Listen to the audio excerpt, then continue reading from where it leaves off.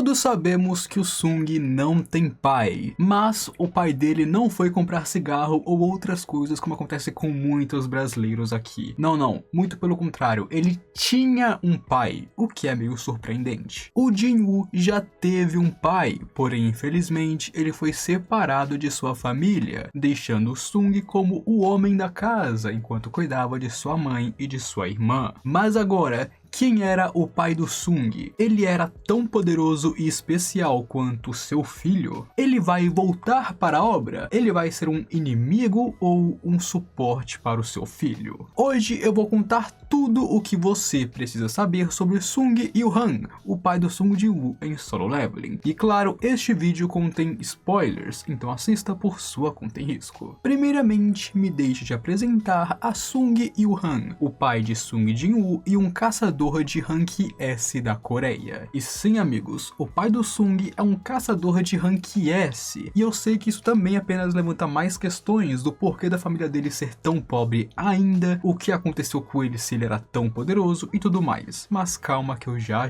chego lá. Antes dos portões aparecerem e o mundo virar de cabeça para baixo, quando ainda era mais jovem, Sung Il-han trabalhava como um bombeiro, tanto que foi nessa época que ele conheceu a mãe do Sung, e ela teria se apaixonado por ele, principalmente por conta de como ele se arriscava para salvar outras pessoas. Eventualmente, os dois acabaram se casando, e esse casamento deu frutos a duas crianças, Sung Jin-woo e Sung Jin-ah, que seriam filhos muito amados e crianças belíssimas. Então sim, a família era uma família muito feliz, todos se amavam e não tinham problemas em geral. Porém, é alguns anos depois disso que o começo do caos se instala, que é quando o cataclismo começou. Os portões começaram a ser abertos em todo o mundo, e a humanidade aprendeu sobre as bestas mágicas, as dungeons, a mana e, claro, os humanos despertos. Agora se iniciava uma nova era. E sim, amigos, essa nova era, o cataclismo, as dungeons, tudo isso começou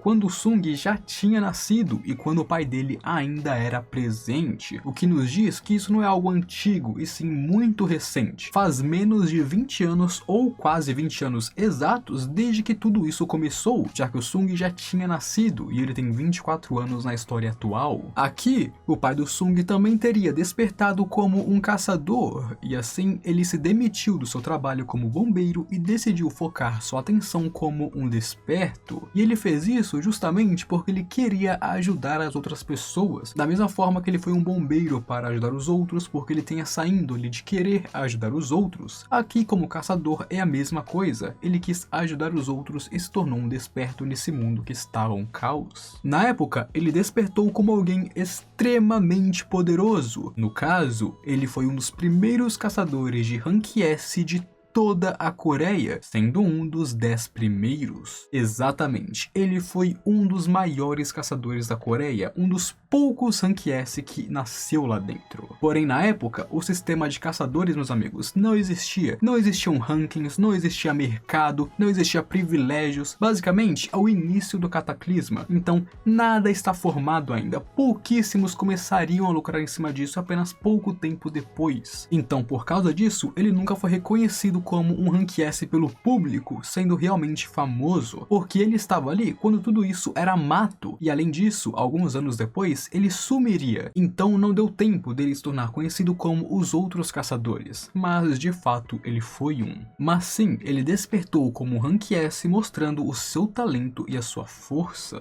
E o motivo pelo qual a sua família continuou pobre e ferrada, mesmo com ele sendo o rank S, é pelo que eu já falei agora mesmo. Ali, na época, era tudo mato, então ele não era reconhecido oficialmente como Rank S, o mercado ainda não era grande, estava tudo começando ainda, ou seja, não tinha como ele ganhar fortunas como acontece hoje em dia. E assim, depois de um tempo, cerca de uns 10 anos antes da história principal começar, Il-han acabaria ficando preso dentro de uma dungeon durante uma raid, e por isso ser extremamente extremamente perigoso, todo mundo simplesmente assumiu que ele teria morrido lá dentro, já que ele nunca mais foi achado. E assim, a sua mulher ficaria a cargo de, claro, cuidar dos seus 2 filhos. E ali, ele realmente iria morrer, mas não por monstros, porque ele era muito forte, e sim de fome, porque não tinha nada para comer na dungeon. Então ele passou aquele tempo todo tranquilo, aí ele ficou com fome, mais fome e começou a morrer de fome. A morte dele seria lenta e dolorosa, mas é quando ele seria encontrado pelos governantes, onde eles fizeram dele um dos 7 recipientes de seus poderes. Eles o salvariam e o dariam ainda mais poder, junto com uma missão, a missão de matar o novo monarca das sombras, que na época ele não sabia que seria o seu filho. E como ele não tinha outra saída além da morte, Ilhan aceitaria o poder e, claro, a missão dos governantes, se tornando um dos recipientes mais poderosos deles, e, claro,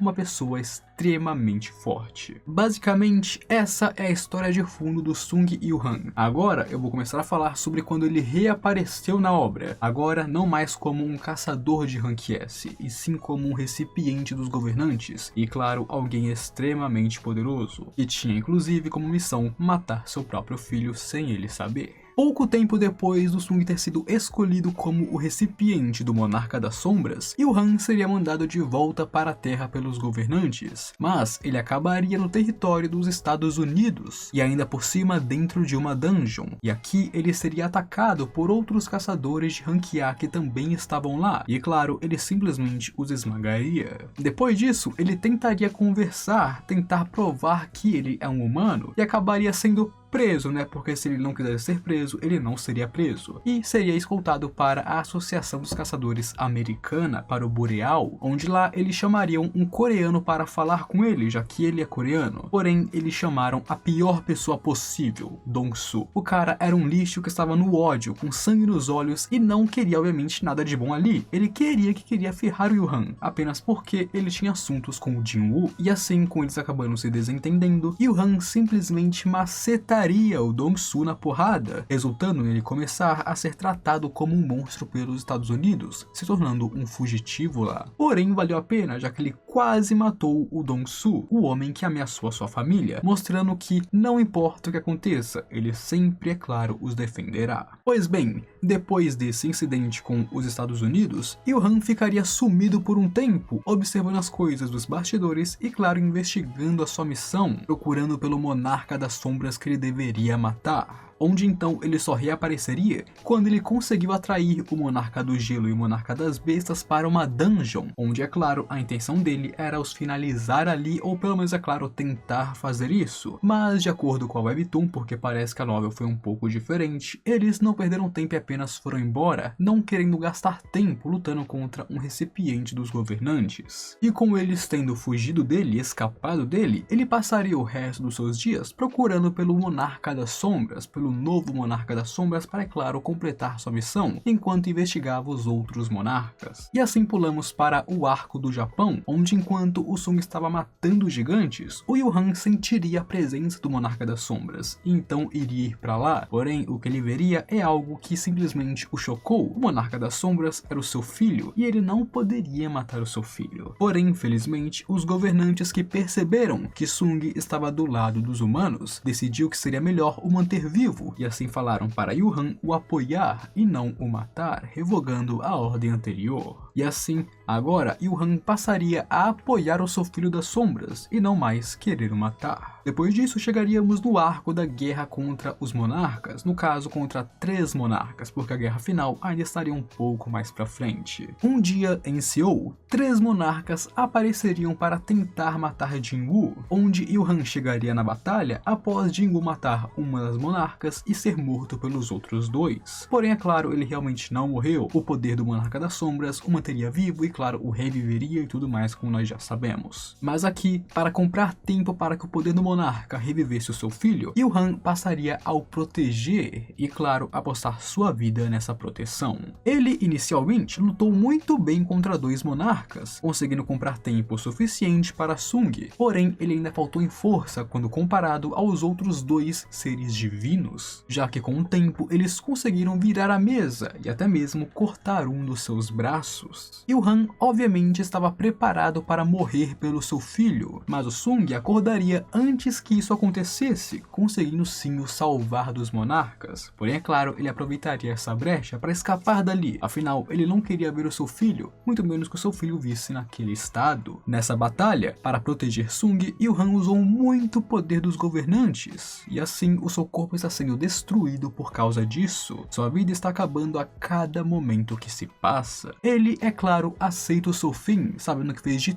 tudo o que pôde para ajudar tanto a sua família quanto o mundo nessa guerra contra os monarcas, e que agora tudo está nas mãos do seu filho. Porém, Sung Jin-woo apareceria ali para falar com seu pai pela primeira vez em mais de 10 anos, onde aqui o Il-han contaria para Sung tudo o que aconteceu, ficar preso na dungeon, o contrato com os governantes, ele contaria tudo, e claro, pediria desculpas por ter sido um pai horrível, um pai ausente, alguém que não viu seus filhos crescerem ou apoiou sua família. E vendo o quanto que o Sung cresceu, ele então o abraçaria, estando pelo menos feliz que a sua família ainda está bem, e assim Il-han desapareceria. E sim, amigos, Sung Il-han morreu aqui nos braços do seu filho. Porém, contudo, todavia, o Sung acabaria usando o copo da reencarnação, que seria basicamente uma coisa que reinicia o mundo. Ele volta no tempo para, é claro, consertar as coisas. Afinal, neste mundo, ele perdeu muitas pessoas, tanto familiares quanto amigos. Ele usaria esse copo para, é claro, voltar e tomar conta de tudo por si mesmo. E obviamente, ao reiniciar o mundo,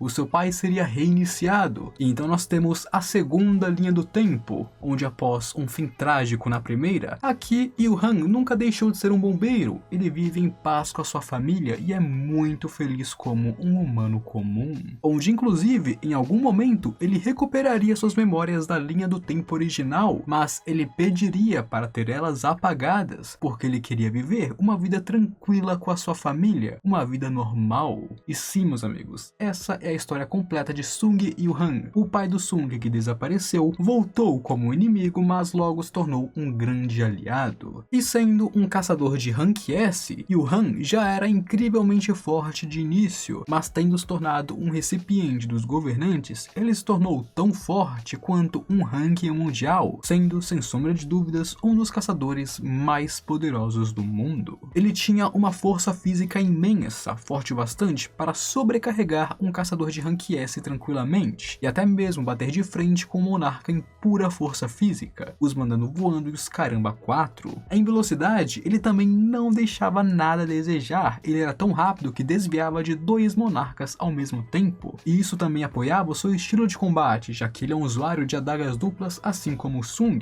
ele usa furtividade assim como o Sung, seu estilo de combate é velocidade, bater e desviar, então a sua velocidade apenas ajudava ele ainda mais a conseguir lutar contra esses seres divinos. Basicamente, se vocês repararem, o Sung Jin-woo literalmente seguiu o caminho do seu pai em questão de estilo de luta. A única diferença é que ele acabou pegando o poder de um monarca e não de um governante. Junto disso, ele possuía a autoridade dos governantes para poder usar telecinese para mover e controlar objetos à distância, além de, claro, possuir a manifestação corporal do espírito, que é um poder único que os governantes possuem e dão para seus recipientes, que os permitem mudar de forma e ganhar muito mais poder, em troca, é claro, pagar o preço. Basicamente, Sung Il-han, desde o início da obra, era um dos humanos mais fortes da Terra. No final da obra, antes de sua morte, ele já era ainda mais poderoso do que antes, sendo o mais forte ranking mundial, estando abaixo apenas de monarcas e governantes. Ele era uma potência a ser temida, e claro, mereceu completamente o seu final feliz. Mas é isso, amigos, e eu espero que vocês tenham gostado sobre a história de Sung Il-han, o pai de Sung Jin-woo. Se curtiu, deixa o gostei aí embaixo para me apoiar e, claro, ajudar mais pessoas a assistirem este vídeo. Se puder, se inscreva no canal para receber e assistir os próximos vídeos, e claro, me ajudar a bater minha meta de 100 mil inscritos ainda em 2024. Agora,